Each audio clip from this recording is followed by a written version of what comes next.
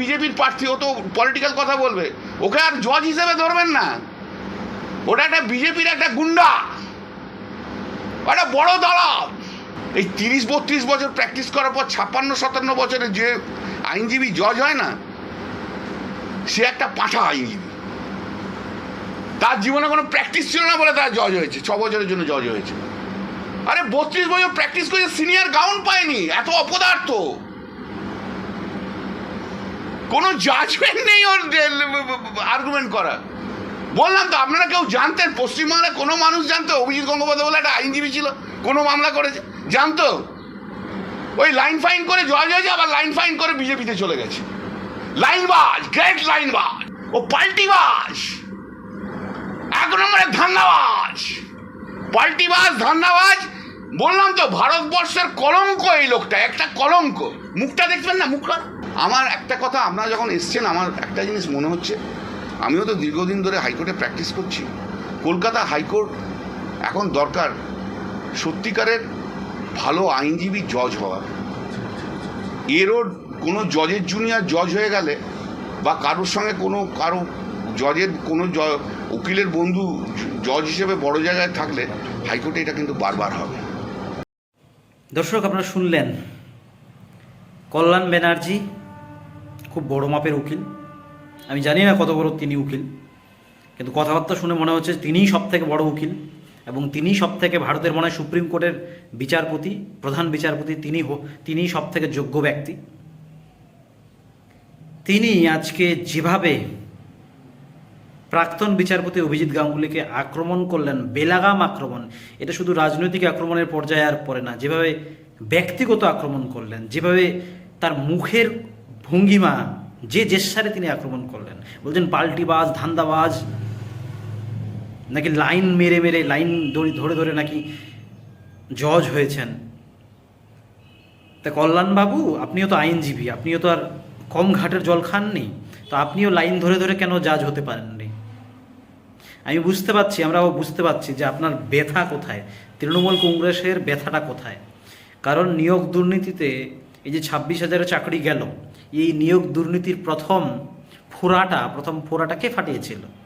প্রথম নিয়োগ দুর্নীতির এই চাবিটাকে খুলে দিয়েছিল এই অভিজিৎ গাঙ্গুলি। অভিজিৎ গাঙ্গুলি যদি না থাকতেন, তাহলে হয়তো এই নিয়োগ দুর্নীতির যে এত বড় যে একটা দুর্নীতি ঘটেছে, সরকার যে এত বড় দুর্নীতির সাথে জড়িত, মানুষ, সাধারণ মানুষ, জনতা, আমজনতা জানতেই পারত না। তাহলে আমরা বুঝতে পারছি, মানুষও বুঝতে পারছে যে প্রাক্তন বিচারপতি অভিজিৎ গাঙ্গুলিকে আক্রমণ কিসের। এর আগে মুখ্যমন্ত্রী মমতা বন্দ্যোপাধ্যায় থেকে তৃণমূলের সর্বস্তর থেকে প্রাক্তন বিচারপতিকে বিচারপতি থাকাকালীনই আক্রমণ করেছেন।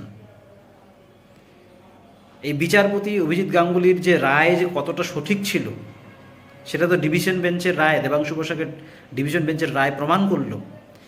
দেখুন, এরা কি করেন, এরা ভুল বার্তা ছড়ান।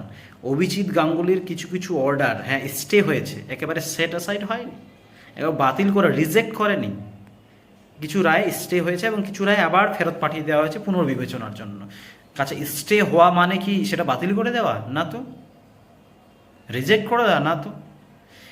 আইনের লোক হয়ে যদি এখন আইনি ভাষায় কথা না বলে এবার পার্সোনাল অ্যাটাক করেন, সেটাও সত্যি আমাদের ভেবে দেখার যে কল্যাণ ব্যানার্জি কি মাথা খারাপ হয়ে গেল। অনেকে বলছে যে মাথা খারাপ হয়ে গেছে কল্যাণ ব্যানার্জির। কেন? বলে শ্রীরামপুরে তিনি বুঝতে পারছেন যে জিততে পারবেন না। শ্রীরামপুরে যিনি এই মুহূর্তে প্রার্থী বিজেপির, তিনি তারই প্রাক্তন জামাই, আর সিপিআইএমের প্রার্থী দীপশিতা ধর, তাদের সাথে লড়াই করতে হিমশিম খাচ্ছেন কল্যাণ ব্যানার্জি। সেই জায়গা থেকে কি তিনি এরকম পাগলের মতো, মাতালের মতো এইসব কথাবার্তা বলে যাচ্ছেন? দেবাংশু বসাকের ডিভিশন বেঞ্চের যেদিন রায় বেরোলো, সেদিনই তিনি বলেন 5 মিনিটের মধ্যে স্টে হয়ে যাবে সুপ্রিম কোর্টে গেলেই। তা সুপ্রিম কোর্টে গিয়ে, কালকেই তো গেছে, সুপ্রিম কোর্টে গিয়ে 5 মিনিটে স্টে হয়ে গেল। 5 মিনিটে স্টে হয়ে যায়। মানলাম সুপ্রিম কোর্টে গিয়ে গেলে এটা অ্যাকসেপ্ট করবে, এই মামলাটাকে অ্যাকসেপ্ট করে দেখবে, কারণ যেহেতু 26,000 চাকরি, 26,000 চাকরি কেউই চায় না যে 26,000 চাকরি চলে যাক। সুপ্রিম কোর্ট সেটাকে দেখবে, বিচার আলোচনা করে দেখবে সেই জায়গাতে কিন্তু একেবারে স্টে হয়ে যাবে এরকম তো কোনো, হ্যাঁ স্টে কোনটাতে হতে পারে, স্টে হতে পারে যে টাকা দিতে হবে না, টাকা ফেরত দিতে হতে পারে, দিতে হবে না। কিন্তু আপনি যেভাবে প্রাক্তন বিচারপতিকে আক্রমণ করছেন, সত্যি আমাদের বাঙালিদের ভেবে দেখার দরকার আছে। এই মানুষটি, এই কল্যাণ ব্যানার্জি, তিনি উকিল, আবার এত বড় আইনজীবী, নিজেকে বড় আইনজীবী বলে মনে করেন, বলছেন অভিজিৎ গাঙ্গুলিকে ভারতবর্ষের কলঙ্ক। আপনি যে ভাষায় কথা বলছেন আর যেভাবে ভাইস প্রেসিডেন্ট, আমাদের দেশের ভাইস প্রেসিডেন্ট, যেভাবে দেশের ভাইস প্রেসিডেন্টকে আপনি পার্লামেন্টের বাইরে ভেঙচিয়েছেন, নকল করেছেন, মিমিক্রি করার চেষ্টা করেছেন, অপমান করেছেন, তার জাতি নিয়ে কথা বলেছেন, তখন আইনজীবীর সত্তাটা আপনার কোথায় গেছিল? বলছেন ভারতের কলঙ্ক। কলঙ্ক তো আপনার মনে হবেই। কলঙ্ক এই কারণে মনে হবে কারণ তিনি তো বোমাটা ফাটিয়ে দিয়েছেন নিয়োগ দুর্নীতির, তিনি তো ফোড়াটা কেটেছেন, তিনি তো চাবিটা খুলেছেন।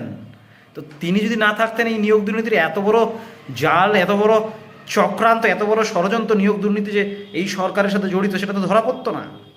কাজেই আপনার মনে হবে যে তিনি কলঙ্ক, তিনি ধান্দাবাজ, তিনি পাল্টিবাজ মনে হবে। বলছেন কিনা যে হাইকোর্টে এখন জাজ, ভালো জাজ নেই সেরকম।